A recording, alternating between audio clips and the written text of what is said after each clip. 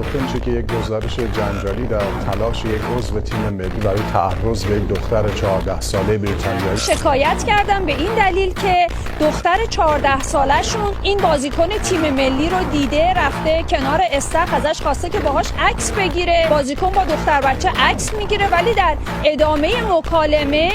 به دختر بچه میگه که بیا بریم پشت بوته ها که من میخوام بغلت کنم. پیش خانواده‌اش میره، شروع میکنه گریه کردن و میگه که من به این فرد گفتم که من فقط 14 سالمه و این بازیکن گفتش که اب نداره، من این سن دوست دارم.